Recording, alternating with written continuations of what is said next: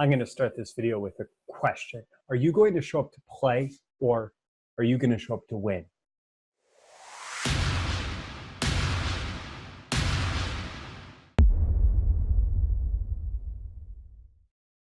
Hi, I'm Roy Furr, and this is my Video Friday issue of Breakthrough Marketing Secrets. And today I want to talk to you about winning. Now, I was having a conversation with my brother-in-law last night, he's in Brazilian Jiu-Jitsu now. He's been a black belt in karate. He was a competitive powerlifter. And so he's been in all sorts of competitions and all sorts of different places. And we have sons who are about the same age.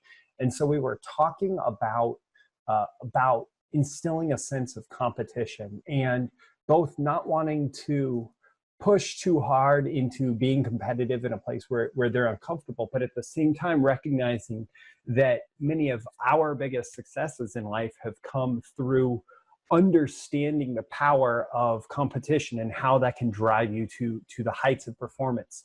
Now, when I grew up, I played hockey. And I played for a bunch of years, and I loved it. I got really good at it, and we won a lot.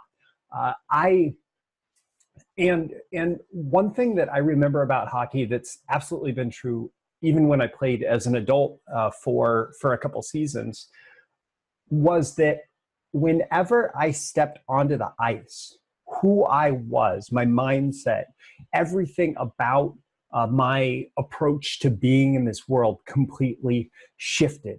It's like the personality that I knew that it took to be successful on the ice, to win hockey games, I played defense. I love playing defense. I love that moment when somebody's coming at me face to face, one-on-one, and I'm the last person between them and a shot on goal. And I have to shut them down, or they could put the puck in the net and our team's going to be down by a point.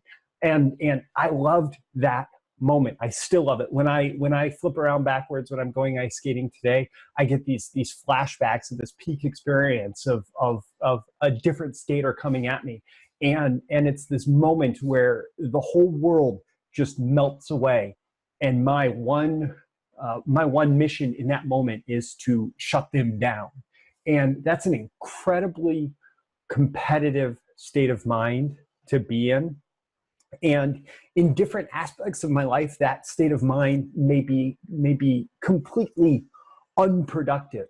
But when you step on the ice, if you don't have that attitude, if you don't have that state of mind, if you're not showing up to win every moment of every game, if you're not going to leave it all out on the ice so that you're completely exhausted, before you even step off the ice, then you're not going to win as many games as you could. And this is completely relevant to business, to marketing. I love the idea of cooperation in business and marketing. I am always trying to cooperate with other people to build our businesses together. But at the same time, if you don't have that attitude of I am going out there to win, you are not going to achieve nearly as much through your business. And no matter how much value you could potentially give to the world through your marketing, through your selling, through building your business, through everything it is that you're doing, that value that is possible in the world will not be realized unless you show up with an attitude of, my win today is to create this value in the marketplace. And another great example of this actually is Gary Bencivenga. Now, a lot of you who watch these videos know that I wrote the promotion for the Titans of Direct Response event in 2014, which was hosted by Brian Kurtz of Boardroom, and was the last time one of our generation's greatest copywriters actually spoke in public about marketing. And it was Gary Bencivenga. He'd taken an oath of silence after actually giving his own retirement seminar. But the Titans of Direct Response was an event in honor of Marty Edelston, who'd been a client and, even more importantly, a dear friend and peer of Gary's.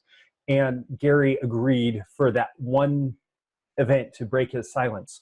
And when I was writing about Gary, Brian said, you have to understand, Marty and Gary, one of the reasons that they were both so such formidable forces in direct marketing was because even though they were so heart-centered and so, like, you meet Gary and he is so kind and feels so gentle, and he feels, you know, just like a person who exudes joy and love.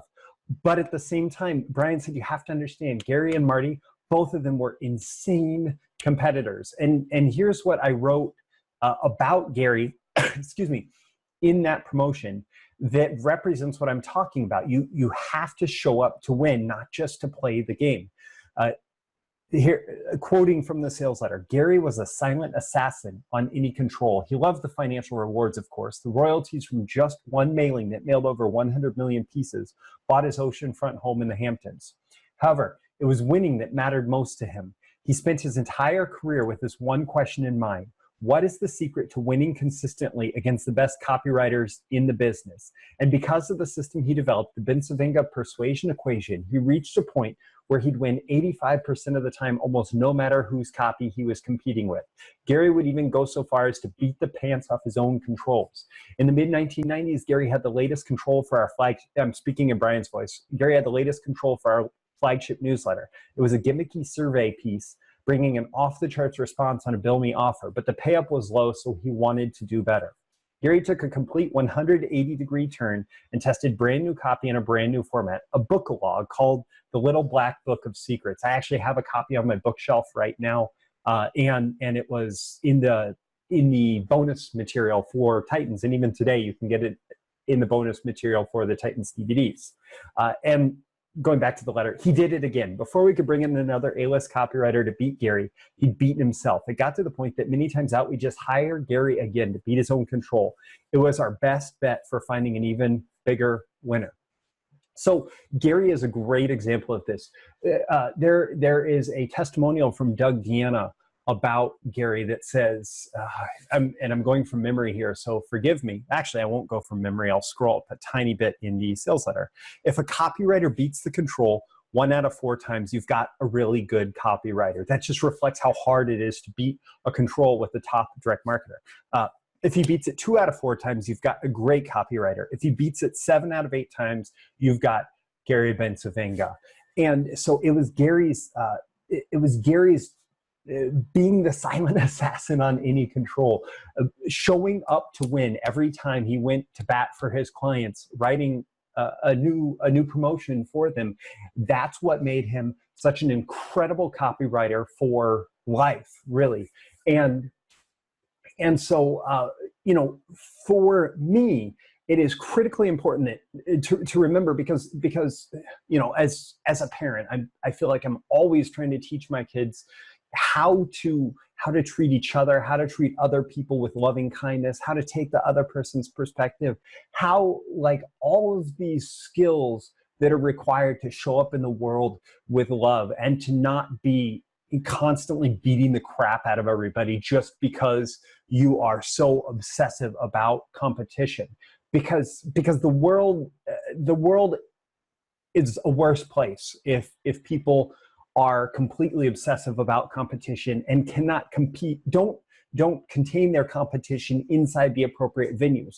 But then when you step on the ice, when I laced up my skates and stepped out on the ice to play hockey, I became vicious. And that's how we won games, because that was an appropriate venue to bring out that competitive spirit. When I beat an A-list copywriter's copy today with a new promotion that I write, it's because I show up to win. I show up, I put in so much more effort to try and think 2 steps ahead of where the market is today, because that's where it's going to be going. That's going to be the next step it's ready to take at the moment that my marketing promotion hits the market. These are the thoughts that are going on. This is how I beat myself up when it comes to the competition of writing copy. In your business, you have to be constantly innovating. You have to be defining your category. You have to be coming up with solutions to problems that your marketplace has that they have not even fully conceptualized yet. That is what competition looks like in marketing. And so who you are on the ice or on the field or in the ring, that does not have to dictate who you're going to be in other aspects of your life where competition is not relevant. But when you're showing up in the venue of competition, you can't just show up to play. You can't just show up to have fun. You have to show up to the competition in a way where you are showing up to win. And when you do that, you are able to make a much bigger impact in everything that you do. And, if you do that with heart, you are going to make the world a much better place because of your time spent on it. So with that, I'm Roy Furr. This is Breakthrough Marketing Secrets Video Friday. If you'd like my daily emails, daily essays, go to breakthroughmarketingsecrets.com and you can find out how to get more from me through there as well. I look forward to seeing you next Video Friday.